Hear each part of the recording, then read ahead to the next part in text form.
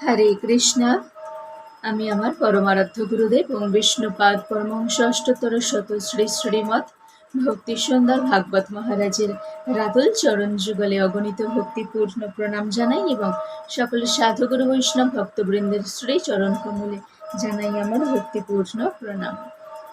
আজ আমরা জানব পুরুষোত্তম ব্রত মাসের একাদশী, কৃষ্ণপক্ষের একাদশী কি, সেই একাদশী ব্রত কিভাবে পালন করতে হয় সেই সম্পর্কে। এই 2026 সালে পুরুষোত্তম ব্রত মাসের শেষ একাদশী হলো কমলা একাদশী ব্রত।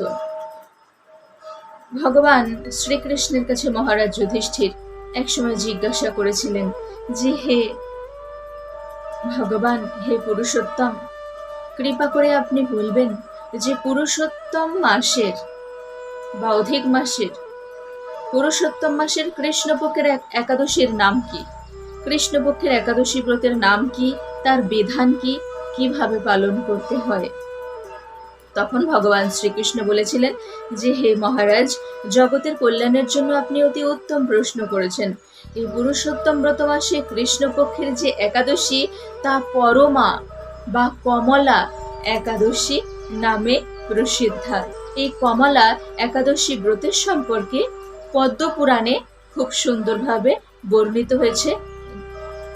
পদ্মপুরাণে তো ভগবান শ্রীকৃষ্ণ মহারাজ যুধিষ্ঠিরকে কি কি বলেছিলেন সে সম্পর্কে আমরা জানি।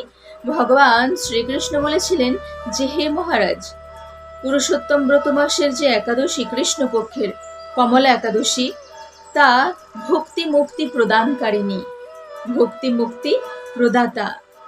তো এর বিধি কি?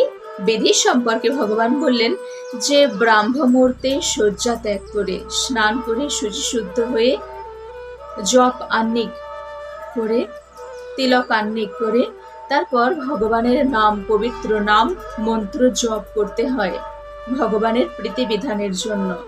এই যে হরিনাম জপ, তা গৃহে থেকে যতটা করা হবে তার থেকে দ্বিগুণ নদীর তীরে বসে করতে হয়। গোষ্ঠে তার সহস্র গুণ বেশি জপ করতে হয়। তীর্থে 100 গুণ বেশি জপ করতে হয়। তুলসী দেবীর কাছে, তুলসী বৃক্ষের তলায় 1,00,000 গুণ বেশি জপ করতে হয়। আর ভগবান শ্রীহরি বিষ্ণুর নিকটে, ভগবানের নিকটে, ভগবানের সম্মুখে অসংখ্যবার জপ করতে হয়। তাহলে কি জানলাম? যে গৃহে যা জপ করবেন, নদীর তীরে তার দ্বিগুণ জপ করবেন। গোষ্ঠে সহস্রবার জপ করতে হয়, তীর্থে 100বার জপ করতে হয়, আর এদিকে তুলসী দেবীর তলায় 1,00,000বার জপ করতে হয়, আর ভগবান শ্রীহরি বিষ্ণুর নিকটে অসংখ্যবার জপ করতে হয়। তো এই বিষয়ে একটি খুব সুন্দর কাহিনী রয়েছে। অবন্তী নগরে বিশ্বকর্মা নামে এক সম্ভ্রান্ত ব্রাহ্মণ বসবাস করতেন। তিনি অত্যন্ত নিষ্ঠাপরায়ণ ব্রাহ্মণ ছিলেন, কিন্তু ওনার যে কনিষ্ঠ পুত্র ছিল তার নাম জয় শর্মা, সে অত্যন্ত দুষ্কৃতী মনোভাবের, দুষ্কৃতী পরায়ণ ছিল। তো এতটাই দুষ্কর্ম করত যার জন্য তার বাড়ি থেকে তাকে বহিষ্কৃত করে দেয় সবাই। তখন সেই জয় শর্মা চারিদিকে ভ্রমণ করতে করতে এলাহাবাদে ত্রিবেণী সঙ্গমে এসে উপস্থিত হয়ে গিয়েছিলেন। সেখানে ত্রিবেণী সঙ্গমে স্নান করে, ওখানে অনেক সাধু মুনি ঋষিগণ রয়েছেন, সেখানে সাধু মুনি ঋষিদের কাছে উপস্থিত হয়ে গিয়েছিলেন। সেই দিন ছিল পবিত্র একাদশী তিথি।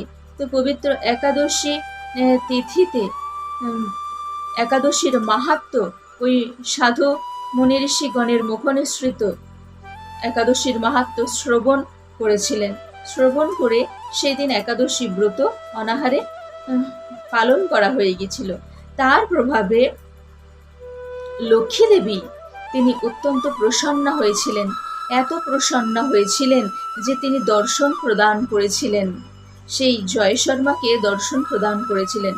দর্শন দিয়ে তিনি বর দিয়েছিলেন। তো তিনি বলছেন দর্শন প্রদান করে যে, আমি হলাম লক্ষ্মী, আমি পরম কৃপালু ভগবান নারায়ণ কর্তৃক প্রেরিতা, বৈকুণ্ঠ থেকে আমি এসেছি। তো আমি তোমার এই ব্রত পালনে আমি এত প্রসন্ন হয়েছি যে আমি তোমাকে বর দিতে চাই। আমি এই বর দিচ্ছি যে তোমার বংশে কোনো শ্রেষ্ঠ ব্রাহ্মণ আসবে, কোনো শ্রেষ্ঠ ব্রাহ্মণ জন্মগ্রহণ করবেন। তো তখন সেই ব্রাহ্মণ তিনি বললেন হাত জোর করে যে হে মা লক্ষ্মী দেবী, হে কমলে, কৃপা করে এই বর প্রদান করুন যেন আপনি আরো বেশি করে এই একাদশী ব্রতের মাহাত্ম্য বর্ণনা করুন, যা শ্রবণ করে আরো অন্যান্য দ্বিজগণ এই একাদশী ব্রত পালন করতে উৎসাহিত হন। তখন মা লক্ষ্মী দেবী কি বলেছিলেন যে এই একাদশী ব্রত পালন করে ভক্তি সহকারে ভগবান শ্রীহরি বিষ্ণুর পূজা করতে হয়। নিরাহারে থেকে দ্বাদশীতে ভগবান পুণ্ডরিকাক্ষের পূজার্চনা করে নৈবেদ্যান্তে প্রসাদান্ন গ্রহণ করে পালন করতে হয়। সাধুগুরু বৈষ্ণবদের সেবা দিয়ে তারপর প্রসাদ সেবা দিয়ে তারপর পালন করতে হয়। তো এইভাবে মা লক্ষ্মী দেবী তিনি একাদশীর বিধি বর্ণনা করলেন। আর মা লক্ষ্মী দেবী তারপর সেখান থেকে অন্তর্হিত হয়ে গেলেন।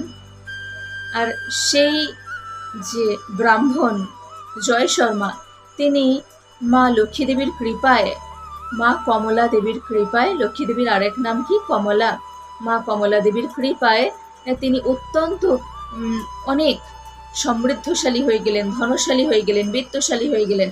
হয়ে তিনি সুখে হরি স্মরণ করতে করতে দেহান্তে ভগবত ধাম প্রাপ্ত হয়েছিলেন। তো মা কমলার আশীর্বাদে তিনি ধন্য হয়েছিলেন, ওনার জীবন ধন্য হয়ে গেছিল। সেই জন্য এই একাদশী ব্রতের নাম কমলা একাদশী ব্রত। এ প্রসঙ্গে আরো একটি খুব সুন্দর কাহিনী রয়েছে। সেই কাহিনী কি? কাম্পিল্য নগরে সুমেধা নামে এক ধার্মিক ব্রাহ্মণ বসবাস করতেন। তার পবিত্রা নামে এক ব্রাহ্মণীয় ছিল। ওনার সহধর্মিণীও ছিলেন, তার নাম পবিত্রা। তো ওনারা দুজনে এত নিষ্ঠাপরায়ণ ছিলেন, কিন্তু কোনো কর্মের ফলে ওনারা খুব দরিদ্র হয়ে পড়েছিলেন। এতটাই দরিদ্র হয়ে পড়েছিলেন যে অন্ন বস্ত্র আর জোটেনি। কিন্তু সেই রকম অবস্থাতেও কোনো অতিথি যদি আসতেন, সেই অতিথিকে সেবা করতেন। নিজেরা কোনো কিছু গ্রহণ না করে অতিথিকে সেবা দিতেন। এই রকম ভাবে দিন যাপন করতে লাগলেন। তো ব্রাহ্মণ তখন, সেই সুমেধা নামে ধার্মিক ব্রাহ্মণ তখন ব্রাহ্মণীকে বলছেন যে আমি বিদেশে গিয়ে কোনো আয়ের ব্যবস্থা করব, আমি কোনো একটা কর্ম করব, বিদেশে গিয়ে অর্থ উপার্জন করার চেষ্টা করব। তখন ব্রাহ্মণী বললেন যে হে স্বামী, বিদ্যা, ধন, দারিদ্রতা এগুলো পূর্বজন্মের কর্মের ফলে হয়। আপনি যদি আমাকে ছেড়ে যান তাহলে সবাই আমাকে দুর্ভাগা স্ত্রী বলবে। আপনি এখানে থেকে যা সহজে উপার্জন করা যায় তারই ব্যবস্থা করুন। আপনি আমাকে ছেড়ে গেলে সবাই দুর্ভাগা বলবে। তো সেই ব্রাহ্মণীর অনুরোধে সেই ব্রাহ্মণ আর বিদেশে গেলেন না। তো ঘটনাক্রমে ওনাদের কাছে কৌণ্ডিন্যমণি এসে উপস্থিত হয়ে যান। তো কৌণ্ডিন্যমণিকে দর্শন করা মাত্রই প্রণতি নিবেদন করে সেই ব্রাহ্মণ আর ব্রাহ্মণী, ব্রাহ্মণ দম্পতি, ওনারা কি করলেন? পাদ্যার্ঘ্য দিয়ে স্বাগত জানালেন, পূজার্চনা করলেন।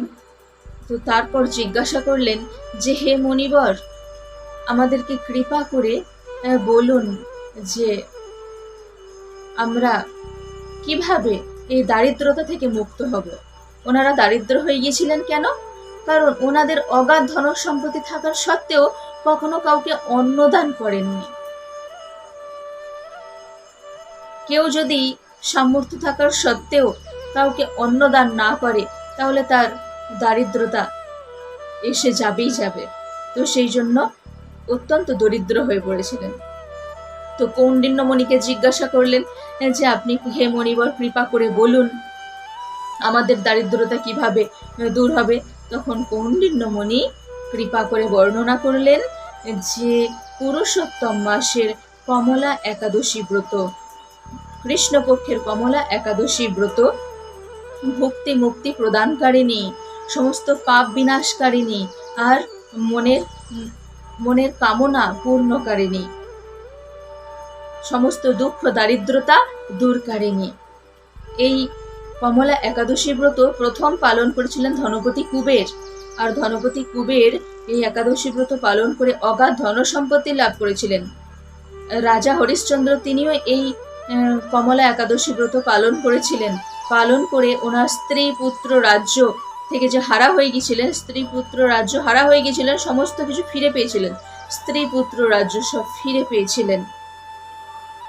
তো এই কমলা একাদশী ব্রত যারা পালন করবেন তারা দারিদ্রতা থেকে মুক্তি লাভ করবেন। এই কথা শ্রবণ করে সেই ব্রাহ্মণ দম্পতি খুব নিষ্ঠা সহকারে কমলা একাদশী ব্রত পালন করলেন। নিষ্ঠা সহকারে পালন করার পর দেখা যায় যে রাজভবন থেকে, পররাজভবন থেকে কোনো এক রাজকুমার শ্রী ব্রহ্মার প্রেরণায় তিনি ব্রাহ্মণ দম্পতির কাছে উপস্থিত হয়েছিলেন। সেখানে এসে তিনি ধনসম্পত্তি, গৃহ, গাভী দান করলেন, অগাধ ধনসম্পত্তি দান করলেন, গৃহ দান করেছেন, তারপরে গাভী দান করলেন। সমস্ত দুঃখ দারিদ্র দূর হয়ে যায় এই একাদশী ব্রতের প্রভাবে।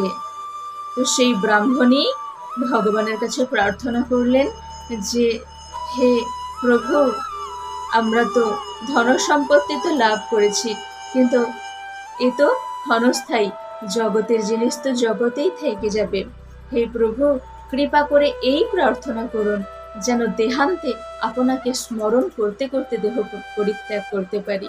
তো এইভাবে প্রার্থনা করায় যখন দেহান্ত হয় তখন ভগবানকে স্মরণ করতে করতে দেহ পরিত্যাগ করায় বিষ্ণুলোক প্রাপ্ত হয়েছিলেন। দুই ব্রাহ্মণ দম্পতি বিষ্ণুলোক প্রাপ্ত হয়েছিলেন ভগবানের কৃপায়। এদিকে দারিদ্রতাও দূর হয়, এই কমলা একাদশী ব্রতের প্রভাবে দারিদ্র দূর হয়, তারপর ভগবানের প্রতি ভক্তি ভাবও জাগ্রত হয়, আর বিষ্ণুলোকও প্রাপ্ত হয়ে যান। তো এই একাদশী ব্রত নিষ্ঠা সহকারে সবার পালন করা উচিত। এই একাদশী ব্রত কবে? 2026 সালে 11ই জুন 27শে জ্যৈষ্ঠ বৃহস্পতিবার, 11ই জুন 27শে জ্যৈষ্ঠ বৃহস্পতিবার কমলা একাদশী ব্রত। আর একাদশী ব্রতের পারণ হলো পরের দিন সকাল সূর্যোদয় 4:56 গতে সকাল 8:42 মধ্যে পালন করতে হবে। সবাই বলুন হরে কৃষ্ণ কৃষ্ণ কৃষ্ণ হরে হরে, হরে রাম রাম রাম হরে হরে।